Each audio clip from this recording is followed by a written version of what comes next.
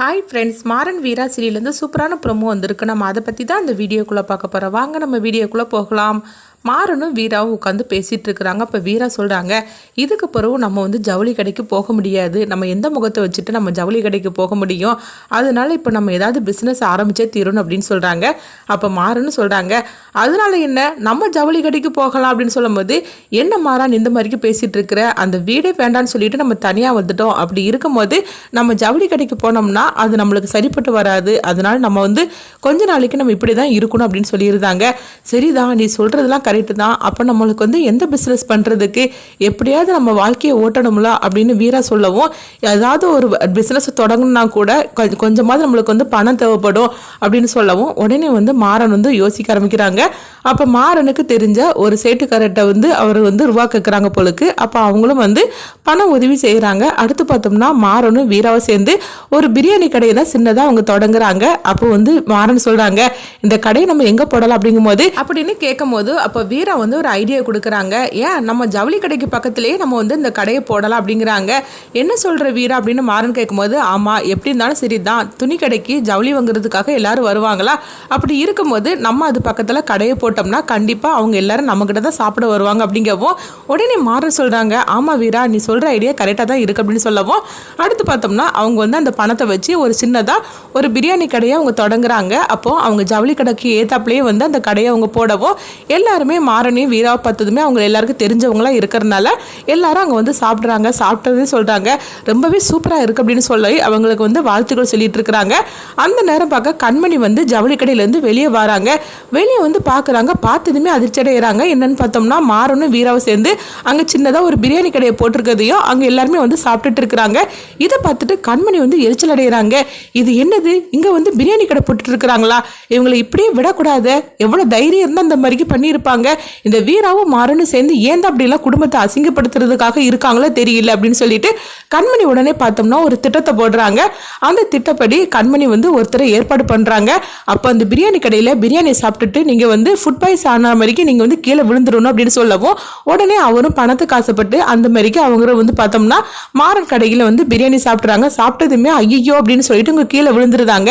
விழுந்ததுமே உடனே என்னாச்சு அப்படின்னு சொல்லிட்டு எல்லாருமே பதட்டம் அடைகிறாங்க. உடனே அவர் வந்து சொல்கிறாரு, இந்த பிரியாணி சாப்பிட்டனால தான் எனக்கு என்னமோ வந்துருச்சு அப்படின்னு சொல்லிட்டு அவங்க அந்த கடை மேலே வந்து ஒரு பெரிய புகாரை வைக்கவும், உடனே கடையை செக் பண்ணுறதுக்காக அதிகாரிகளாக வராங்க. உடனே அவங்க சொல்லியிருந்தாங்க, உங்கள் கடையில் பிரியாணி வாங்கி சாப்பிட்டனால தான் அவருக்கு இந்த மாதிரிக்கு வந்திருக்குது, அதனால உடனே வந்து இந்த கடையை நீங்கள் மூடணும்னு சொல்லிட்டு அந்த கடையோடு சேர்த்து தூக்கிட்டு போயிருந்தாங்க. அப்போ வீராவும் மாறனும் எவ்வளவோ கெஞ்சி கேட்குறாங்க.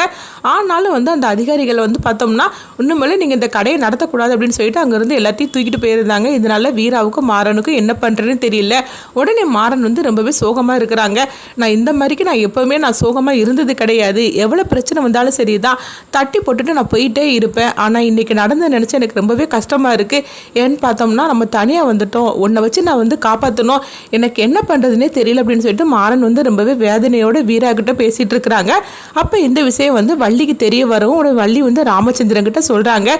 இது கிட்டதுமே ராமச்சந்திரன் வந்து அப்போ மாறனும் வீராவும் இருக்கிற அந்த வீட்டுக்கு வந்து வாசல் வந்து நின்றுட்டு இருக்கும் போது மாறனும் வீராவும் ரொம்பவே ஃபீல் பண்ணி அவங்க பேசிகிட்டு இருக்கதை ராமச்சந்திரனும் வள்ளியும் கேட்டுட்டு இருக்கிறாங்க. அப்போ வள்ளி சொல்கிறாங்க, மாறனும் வீராவும் ரொம்பவே கஷ்டப்படுறாங்க, ஜவுளி கடைக்கு வந்து வர சொன்னாலும் அவங்க வரமாட்டுக்கிறாங்க, இப்போ என்ன பண்ணுறதுக்கு தெரியல, நான் எப்படியாவது அவங்கள வாழ்க்கையை ஓட்டணும்ல, நம்ம ஏதாவது உதவி பண்ணுனா கூட வீரா வந்து அது ஏற்றுக்க மாட்டேங்கிறா, என்ன பண்ணுறதுக்கு தெரியல அப்படிங்கவோ, உடனே ராமச்சந்திரன் வந்து சத்தமாக அவங்க பேசுகிறாங்க, எதுக்காக தெரியாத தொழிலை பண்ணி இந்த மாதிரிக்கெல்லாம் வந்து நம்ம வாங்கி கட்டிக்கிடணும், நம்மளுக்கு தெரிஞ்ச தொழில் எது வருதோ அந்த தொழிலை நம்ம தொடங்க வேண்டியதானே அப்படின்னு ராமச்சந்திரன் வந்து ஒரு க்ளூ கொடுத்த மாதிரிக்கு அவங்க க்ளூ கொடுத்துட்டு அவங்க போகிறாங்க. அப்போ ராமச்சந்திரன் இப்படி பேசுகிறத மாறனும் வீராவும் கேட்டுக்கிட்டு இருக்கிறாங்க. அடுத்து ராமச்சந்திரன் இந்த மாதிரிக்கு ஒரு யோசனையை சொல்லிட்டு அவர் பாட்டுக்கு போயிடவும், அடுத்தது வந்து மாறன் சொல்கிறாங்க, அப்பா என்ன சொல்லிட்டு போகிறாரு, ஒன்றுமே வந்து தெரிய மாட்டுக்கு அப்படிங்கும்போது, என்னடா மாமா என்ன சொன்னாங்கன்னு உனக்கு புரியலையா, உனக்கு தெரிஞ்ச தொழிலை பண்ண சொல்கிறாரு, தெரிஞ்ச தொழில்னா என்னது, துணி கடையை தான் போட சொல்கிறாரு அப்படின்னு சொல்லவும் இதை கேட்டதுமே வந்து மாறன் வந்து வீராவை பார்க்கும்போது இப்போ வீரா சந்தோஷப்படுறாங்க. என்ன இருந்தாலும் சரிதான், மாமாவுக்கு நம்ம மேலே எவ்வளோ அக்கறைப்பாரு, அதனால தான் நம்மள்ட்ட இந்த மாதிரிக்கு அவர் சொல்லிட்டு போகிறாரு அப்படின்னு சொல்லவும் உடனே மாறன் வந்து வீரா கிட்ட கேட்குறாங்க, இப்போ என்ன பண்ணுறதுக்கு அப்படின்னு சொல்லி கேட்கும்போது துணி கடையை தொடங்கிற அப்படிங்கிறாங்க. என்ன வீரா சொல்கிற, அப்படிலாம் தொடங்குறதா இருந்தால் நிறைய பணம் வேண்டாமா, நம்மக்கிட்ட இருக்கிறதே இன்னும் கொஞ்சம் பணம் தான் இருக்குது, இதை வச்சு எப்படி நம்ம கடை போட முடியும் அப்படிங்கும்போது நீ எதுக்கடா கடை தொடங்குற, மாமா உண்மையிலே சொல்லப்போனால் ஆரம்ப காலத்தில் அவர் எப்படி இந்த துணி கடையை ஆரம்பித்தார், சைக்கிளில் தானே வச்சு அவர் வித்துட்டு இருந்தாரு, அதே மாதிரிக்கு நீயும் பண்ணு, படிப்படியாக நம்ம முன்னேறலாம் அப்படின்னு சொல்லவும் இது கட்டதுமே மாறன் வந்து ரொம்பவே சந்தோஷப்பட ஆரம்பிச்சிருந்தாங்க. அடுத்து பார்த்தோம்னா அவங்க சைக்கிளை வச்சு கொண்டுட்டு போகிற அளவுக்கு அவங்ககிட்ட இருக்கிற பணத்தை வச்சு அவங்க கொஞ்சமாக துணி எடுக்கிறாங்க. அந்த துணி எடுத்து அவங்க சைக்கிளை வச்சு மாறன் வந்து எடுத்துகிட்டு போய் ஒவ்வொரு தெருவாக வந்து அவங்க வியாபாரம் பண்ண ஆரம்பிச்சிருந்தாங்க. அப்போ மாறன் கிட்ட அவங்க ஜவுளி வாங்குறதுக்காக ஒவ்வொரு வீட்லேயும் வந்து அவங்க கொடுக்கும்போது எல்லாருமே வந்து வாங்கிட்டு இருக்கிறாங்க. அப்போ மாறனும் வந்து ரொம்பவே சூப்பராக பேசி வந்து அவங்க லேடிஸ்ட்டை வந்து வியாபாரம் பண்ணிட்டு இருக்கிறாங்க. அடுத்து பார்த்தோம்னா அவங்க கொண்டுட்டு போன ஜவுளி எல்லாமே விற்றுட்டு வந்துருந்தாங்க. அப்போ மாறன் வந்து சைக்கிளோட வீட்டுக்கு வரும். உடனே வீரா கேட்குறாங்க, இன்றைக்கி எப்படிடா விற்று அப்படிங்கும்போது உடனே வந்து மாறன் வந்து அவங்க விற்ற பணத்தெல்லாம் காட்டுறாங்க. இதை பார்த்ததுமே வீரா ரொம்பவே சந்தோஷப்பட ஆரம்பிச்சிருந்தாங்க. என்ன மாறா, இவ்வளோ ட்ரெஸ்ஸையும் நீ விற்றுட்டியான்னு சொல்லி கேட்கும்போது ஆமாம் அப்படின்னு வந்து மாறன் சொல்லவும் இதை கேட்டு ரொம்பவே சந்தோஷப்பட்டுட்டு இருக்கிறாங்க.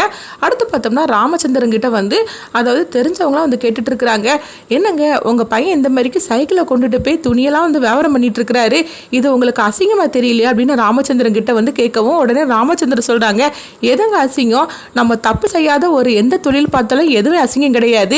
ஏன் நான் ஆரம்ப காலகட்டத்திலேயே நான் வந்து சைக்கிளை தான் கொண்டுட்டு போய் நான் துணியை விற்றேன், அப்படி இருக்கும்போது என் பையனுக்கு இந்த அளவுக்கு அவன் பொறுப்பாக இருக்கிறான்னு பார்த்துட்டு நான் சந்தோஷம் தான் பட்டுட்டு இருக்கிறேன்.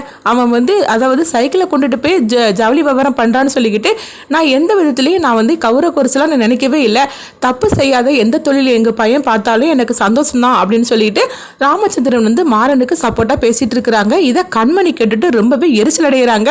இது என்னது, மாறனும் வீராவும் தனி கொடுத்துனதுக்கு போயிட்டு அதுக்கப்புறம் மாறன் இந்த மாதிரிக்கு ஒரு அதாவது துணியெல்லாம் வித்துட்டு இருக்கிறான்னு சொல்லிக்கிட்டு மாமா திட்டுவாருன்னு பார்த்தாக்கி மாமா என்ன புகழ்ந்து தள்ளிட்டு இருக்கிறாரு. அவங்க பிரியாணி கடையை தான் நம்ம வந்து சோழியை முடிச்சோம், இப்போ இப்படியே போயிட்டு இருந்தாக்கி அப்புறமா மாமாவோட மனசுல அந்த மாறன் வந்து ரொம்பவே ஒரு இடத்த பிடிச்சிருவான், அது நடக்க விட்டுறக்கூடாது, இப்போ ஏதாவது பண்ணணுமே சொல்லிக்கிட்டு கண்மணி திரும்பவும் தன்னுடைய ஆட்டத்தை வந்து தொடங்கிருந்தாங்க மாறனை பழி வாங்கணும்னு சொல்லிட்டு. இன்னொரு பக்கம் பார்த்தோம்னா விஜயை தான் காட்டுறாங்க. விஜயை நினைக்கிறாங்க, இந்த மாறனும் வீராவும் வந்து வீட்டை விட்டு போனதுக்கு அப்புறமா நம்மளுக்கு ரொம்பவே நல்லதுன்னு நினைச்சோம், ஆனா அடுத்த ஆட்டத்தை வீரா தொடங்கிட்டா போலுக்குன்னு சொல்லிட்டு விஜயை எரிச்சலோட இருக்கிறாங்க.